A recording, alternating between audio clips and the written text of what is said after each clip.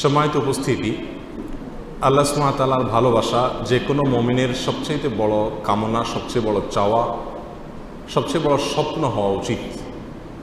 আর আল্লাহ সুবহানাহু ওয়া তাআলা যখন কোনো বান্দাকে ভালোবাসেন, আল্লাহ সুবহানাহু ওয়া তাআলা যখন কাউকে পছন্দ করেন, তখন বেশ কিছু আলামত আছে, বেশ কিছু চিহ্ন আছে যেগুলো দেখে আমরা অনুমান করতে পারি, ধারণা করতে পারি আল্লাহ সুবহানাহু ওয়া তাআলা কাকে ভালোবাসেন আর কাকে ভালোবাসেন না। আল্লাহ সুবহানাহু ওয়া তাআলার ভালোবাসার যে সকল আলামতের কথা নবী আলাইহিস সালামের হাদিসে এসছে, তার মধ্য থেকে আমরা 4টি আলামতের কথা আজকে উল্লেখ করব ইনশাআল্লাহ বিইذنিল্লাহ। তার প্রথম আলামতটি প্রায় বেশিরভাগ হাদিসের কিতাবে বর্ণিত হয়েছে, যে রাসূল করিম সাল্লাল্লাহু আলাইহি ওয়াসাল্লাম ইরশাদ করেছেন, আল্লাহ সুবহানাহু ওয়া তাআলা যখন কোনো বান্দাকে ভালোবাসেন তখন তিনি জিবরিলকে নির্দেশ করে বলেন যে অমুকের তার আমলের কারণে, তার চিন্তাধারার কারণে, তার চলাফেরার বিশুদ্ধ উপায় এবং পদ্ধতির কারণে আমি তাকে ভালোবাসি। আল্লাহ সুবহানাহু ওয়া তাআলা ভালোবাসাকে তখন জানিয়ে দেন, তখন তিনি জিবরিলকে নির্দেশ করেন তুমিও তাকে ভালোবাসো। তখন জিবরিল আসমানে ঘোষণা দেন যে আল্লাহ অমুককে ভালোবেসেছেন, তাই আল্লাহ নির্দেশ করেছেন ভালোবাসার, তোমরাও তাকে ভালোবাসো। আসমানওয়ালারা অর্থাৎ ফেরেশতারা সকলে তার প্রতি ভালোবাসা প্রকাশ করেন। তখন আল্লাহ সুবহানাহু ওয়া তাআলা স্বয়ংক্রিয়ভাবে পৃথিবীতে যারা বসবাস করে তাদের অন্তরে ওই ব্যক্তির প্রতি ভালোবাসা সৃষ্টি করে দেন। বর্ণাকারী বলেন, আর যদি কাউকে আল্লাহ সুবহানাহু ওয়া তাআলা ঘৃণা করেন, অপছন্দ করেন, একইভাবে অর্থাৎ জিবরিলকে ডেকে বলেন আল্লাহ সুবহানাহু ওয়া তাআলা আমি অমুককে তার কর্মের কারণে তাকে আমি অপছন্দ করি, তুমি অপছন্দ করো। আসমানওয়ালারা অপছন্দ করে, তারপরে জমিনওয়ালা বা পৃথিবীবাসীও তাকে অপছন্দ করতে থাকে। এ হাদিস থেকে বোঝা গেল আল্লাহ সুবহানাহু ওয়া তাআলা যখন কাউকে ভালোবাসেন তার একটা আলামত হলো যে পৃথিবীতে বেশিরভাগ মানুষ বা সচরাচর তাকে যারা চিনে জানে তাদের সকলের ভালোবাসা তার প্রতি আল্লাহ সুবহানাহু ওয়া তাআলা সৃষ্টি করে দেন। এখন আপনারা কেউ বলতে পারেন, তাহলে আমরা অনেক তথাকথিত তারকা, তথাকথিত জনপ্রিয় শিল্পী, বিভিন্ন সেক্টরের আমরা দেখি তারা খুব জনপ্রিয়, তাদেরকে মানুষ অনেক বেশি ভালোবাসে, তাদের অনেক ফ্যান ভক্ত পাওয়া যায়, তাহলে তার মানে কি এদেরকে আল্লাহ সুবহানাহু ওয়া তাআলা অনেক ভালোবেসেছেন, তাই জিবরিল ভালোবেসেছেন, তাই পৃথিবীতে সবাই তাদেরকে পছন্দ করে, তাদের ফ্যান ফলোয়ার আছে? ব্যাপারটি কি তাই? ব্যাপারটি তা না। আসলে এখানে জমিনওয়ালাদের ভালোবাসা বলতে মুমিনদের, ইমানদারদের, নেককারদের ভালোবাসা বোঝানো হয়েছে। যারা সৎকর্মশীল, যারা ভালো কাজ করতে চায়, যারা আদর্শবান, যারা মুত্তাকি, যারা পরহেজগার, এদের ভালোবাসা সচরাচর আল্লাহ সুবহানাহু ওয়া তাআলা এরকম ব্যক্তিকে দান করেন যে ব্যক্তি নিজে আল্লাহ সুবহানাহু ওয়া তাআলার কাছে প্রিয় হয়েছেন তার কর্মের মাধ্যমে। তখন ওই ব্যক্তিকে আল্লাহ সুবহানাহু ওয়া তাআলা অদৃশ্য এবং অবর্ণনীয় এক ভালোবাসা মানুষের অর্থাৎ মুমিনদের, মুত্তাকিদের অন্তরে আল্লাহ সুবহানাহু ওয়া তাআলা দান করে থাকেন। তাহলে ভালো মানুষেরা যাকে ভালোবাসবে, নেককাররা যাকে ভালোবাসবে, মুত্তাকিরা যাকে ভালোবাসবে, বুঝতে হবে এই লোকটাকে আল্লাহও ভালোবাসেন। এটা হলো আল্লাহর ভালোবাসার একটা আলামত, একটা নিশানা। আর এই জন্য আমাদেরকে জনপ্রিয়তা মানুষের কাছে চেয়ে বেড়ানোর প্রয়োজন নাই। এই হাদিস বলছে কেউ যদি চায় যে সকল ভালো মানুষেরা তাকে ভালোবাসুক, তাহলে সে ভালো পথে চলুক। সে ভালো পথে চললে আল্লাহ সুবহানাহু ওয়া তাআলাই তার প্রতি মানুষের ভালোবাসা সৃষ্টি করে দিবেন, তার প্রতি অটোমেটিক মানুষের ভালোবাসা সৃষ্টি আল্লাহ সুবহানাহু ওয়া তাআলা করে দিবেন। অতএব আল্লাহ সুবহানাহু ওয়া তাআলা আমাদের সকলকে মানুষের এরকম ভালোবাসা দান করুন যে ভালোবাসাটি আসলে আল্লাহর ভালোবাসাকে প্রমাণ করে। নাম্বার 2, আল্লাহ সুবহানাহু ওয়া তাআলা যখন কোনো মানুষকে ভালোবাসেন, কাউকে পছন্দ করেন, সেটা আমরা কিভাবে বুঝবো? তার দ্বিতীয় আলামত হলো আল্লাহ যাকে ভালোবাসেন তাকে বিপদ আপদ দেন, তাকে মুসিবত দেন, তাকে কষ্ট দেন। এটা হলো একটা আলামত যে আল্লাহ সুবহানাহু ওয়া তাআলা ওই লোকটাকে ভালোবাসেন। এ বিষয়ে সুনানে তিরমিজির এক হাদিসে আসছে, রাসূল আকরাম সাল্লাল্লাহু আলাইহি ওয়াসাল্লাম ইরশাদ করেছেন, ওয়া ইন্নাল্লাহা ইযা আহাব্বা কওমান ইবতালাহুম। আর যখন আল্লাহ সুবহানাহু ওয়া তাআলা কোনো মানুষকে, কোনো জাতিকে ভালোবাসেন তখন তাদের পরীক্ষা নেন, তাদেরকে মুসিবত দেন, কষ্ট দেন, রোগে, শোকে, অসুবিধায় ফেলে নানাভাবে আল্লাহ সুবহানাহু ওয়া তাআলা তাদেরকে পরীক্ষা করেন। এই যে বিপদ আপদে ফেলে দেওয়া, এটা কিন্তু আল্লাহ সুবহানাহু ওয়া তাআলার ভালোবাসার একটি আলামত।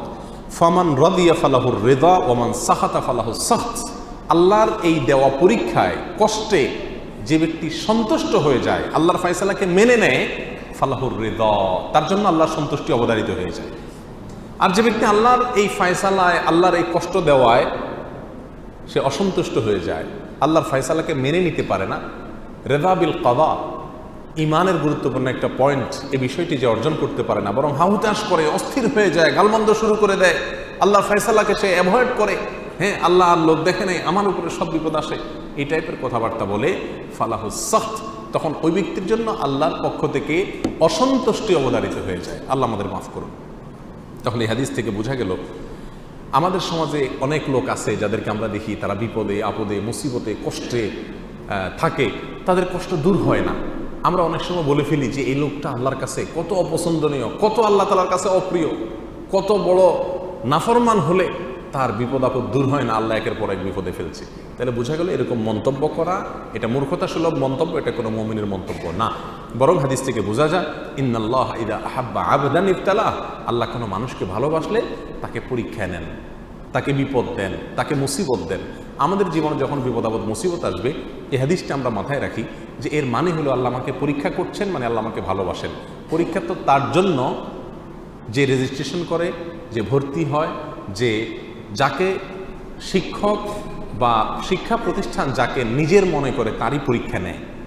যাকে নিজের মনে করে না তার পরীক্ষার কোনো ব্যবস্থা থাকে না। আল্লাহ সুবহানাহু ওয়া তাআলা যার পরীক্ষা নিচ্ছেন, যাকে বিপদে ফেলছেন, এর মানে হলো আল্লাহ সুবহানাহু ওয়া তাআলা তাকে নিজের মনে করেন। আল্লাহ তাআলা তাকে তার বান্দা হিসাবে টেস্ট করেন, যাচাই করেন।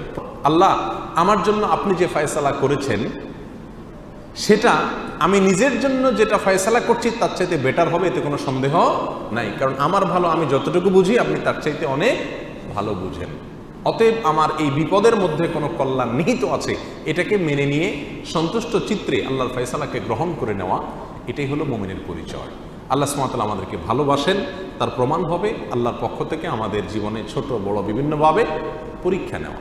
আমরা জানি কোরআনে কারিমে আল্লাহ তাআলা বিভিন্ন নবী রাসূলদের ঘটনা বলেছেন। এর ভিতরে সবচেয়ে বেশি কঠিন পরীক্ষা যার জীবনে আসছে তিনি কোন নবী ছিলেন? ইব্রাহিম আলাইহিস সালাম।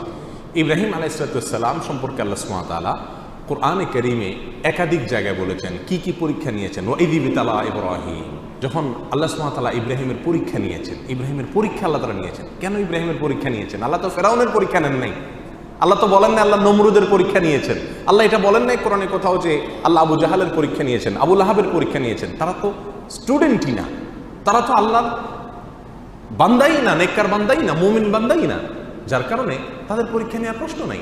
যার জীবনে বিপদ আছে, ইমানদার যদি হয়ে থাকে, তাহলে বুঝতে হবে সে আল্লাহর কাছে কোনো না কোনো কারণে প্রিয় হয়েছেন, আল্লাহ তাকে পরীক্ষা করছেন।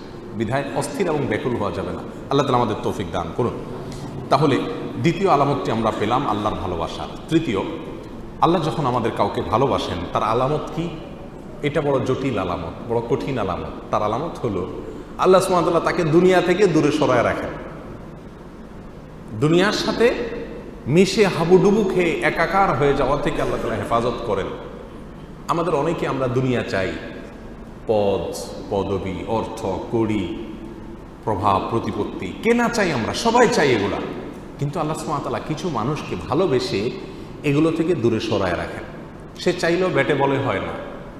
আল্লাহ সুবহানাহু ওয়া তাআলা তাকে দুনিয়া থেকে পরিকল্পিতভাবে বাই প্ল্যান, ইচ্ছাপূর্বক আল্লাহ সুবহানাহু ওয়া তাআলা সরায় রাখেন। কেন?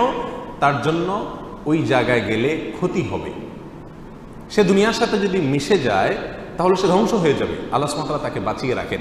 এই প্রসঙ্গে সহিহ ইবনে হিব্বান, মুস্তাদরাক হাকিম, সুনানে তিরমিজি, অনেকগুলো হাদিসের কিতাবে হাদিসটি বর্ণিত হয়েছে। রাসূল আকরাম সাল্লাল্লাহু আলাইহি ওয়াসাল্লাম বলেছেন, ইন্নাল্লাহা ইযা আহাব্বা আবদান হামাহুদ দুনিয়া কামা ইয়াহমি আহাদুকুম মারিদাহু আল মা লিয়াশফিয়া। তোমাদের কেউ, তোমাদের প্রিয়জনরা অসুস্থ হলে যেই রোগে পানি টাচ করলে অসুবিধা হবে তাকে যেরকম পানি থেকে তোমরা বাঁচিয়ে রাখো, আল্লাহ যখন কোনো মানুষকে ভালোবাসেন তার আল্লাহর ভালোবাসার মানুষটাকে আল্লাহ তাআলা দুনিয়া থেকে এরকম বাঁচিয়ে রাখেন, দুনিয়া থেকে আল্লাহ সুবহানাহু ওয়া তাআলা এরকম বাঁচিয়ে রাখেন। এখন চিন্তা করেন আপনার জীবনের যত অপ্রাপ্তি, আমাদের জীবনে যত অপ্রাপ্তি, যত চাওয়া আমাদের পূরণ হলো না, আল্লাহ সুবহানাহু ওয়া তাআলা যদি এটা আমাকে পরিকল্পিতভাবে ভালোবাসেন বিধায় আমাকে এখান থেকে সরিয়ে রাখেন, তাহলে আমি যা হারালাম তার চাইতে পেলাম অনেক বড় কিছু। আল্লাহর ভালোবাসা পেলাম, আল্লাহর পছন্দনীয় মানুষের তালিকায় চলে গেলাম, অনন্ত অসীমকালের সুখ সমৃদ্ধি আমার হয়ে গেল। অতএব দুনিয়ার কোনো কিছু না পেলে মুমিন কখনো বিচলিত হয়ে পাগল পরা হয়ে যাবে না।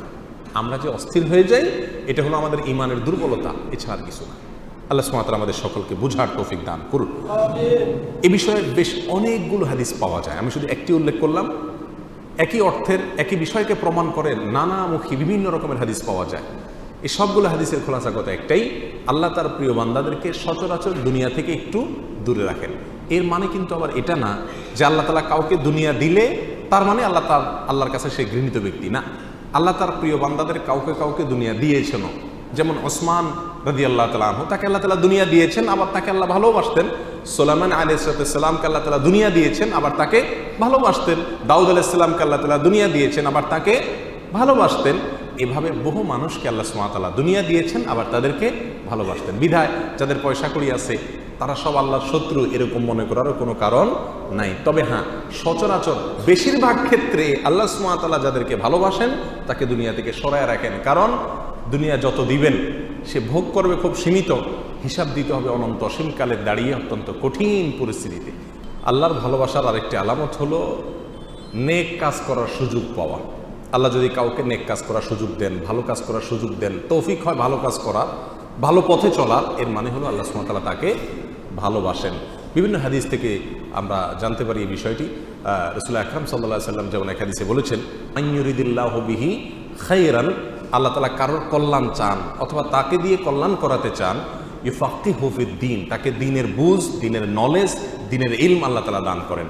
দ্বীনের ইলম পাওয়া, ভালো কাজ করতে পারা, ইবাদত করতে পারা, এটাও আল্লাহ সুবহানাহু ওয়া তাআলার ভালোবাসা পাওয়ার অন্যতম একটি আলামত এবং লক্ষণ।